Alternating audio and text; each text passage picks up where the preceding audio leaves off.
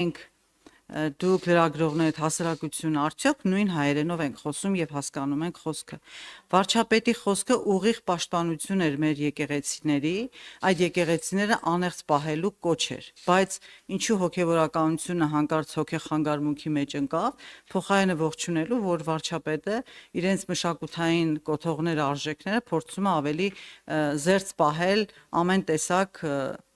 պղծումից կամ եղծումից եւ փոխարենը կանգնելու վարչապետի կողքին սկսեցին քննադատել։ Ես կարծում եմ, որ սխալ մեկնաբանվել կամ չի ընկալվել վարչապետի խոսքը, որևէ անգամ ուղիղ խոսքով չի հնչել այն մասին, որ մեր եկեղեցիները, որոնք մեզ համար հոգևոր արժեք են եւ սրբավայրեր, պիտի լինեն հենց այնպիսին, ինչպիսին պատկերացնում ենք։ Վարչապետի խոսքը ուղիղ դրա մասին էր եւ ինձ համար շատ զարմանալի ու տարակուսելի էր, որ հենց հոգևոր դասը սկսեց դրա դեմ ընդվզել, մյուսներն էլ այդպես պաշտպանելով հոգևորականությունը փորձեցին Քրիստոսից ավելի քրիստոնյա լինել։ Ես ուղղակի խորհուրդ կտամ եւս մեկ անգամ նայել կառավարության նիստի այդ հատվածը եւ լսել ամբողջությամբ ու փորձել հասկանալ նորմալ հայերեն խոսքը,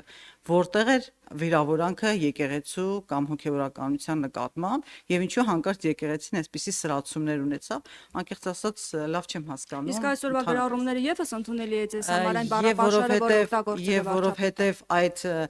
մարդիկ, որոնք չեն ընկալում այն, ինչ ասում է պարզ հայերենով եւ սկսում են տարընթերցումներ, տարամեկնաբանություններ տալ, խոսքը ուղեկցվում է հայոյախոսությամբ, որը մենք տեսել ենք վերջին մեր կառավարման ընթացքում սկսած առաջի օրվանից այդ հայոյախառն խոսակցությունը կա եւ ավելի անընդունելի է, որ դա արվում է հոգեվորականի կողմից։ Հոգեվորականը, որ ունի ուխտ Աստծո հետ, ավելի շատ պիտի աղոթքի լեզվով խոսի, ոչ թե վիրավորանքի, ավելի շատ օրինակ պիտի անի, ոչ թե նզովք, բայց երբ որ դա անցնում է արդեն անձնական վիրավորանքների դաշտը, պետքա պատրաստ լինեն նաեւ լսելու անձնական վիրավորանքներ, այո։ Հարվածությունությամբ խնդրեմ։ Պարոն Հովհաննիսյան, այսօր ադրբեջանական կողմը կրկին կրակոցներ է հնչեցրել Սյունիքի ուղղությամբ, Խոզնավար գյուղում տանտանիք է վնասվել, մանր եղջերավոր անասուն։ Ուզում էի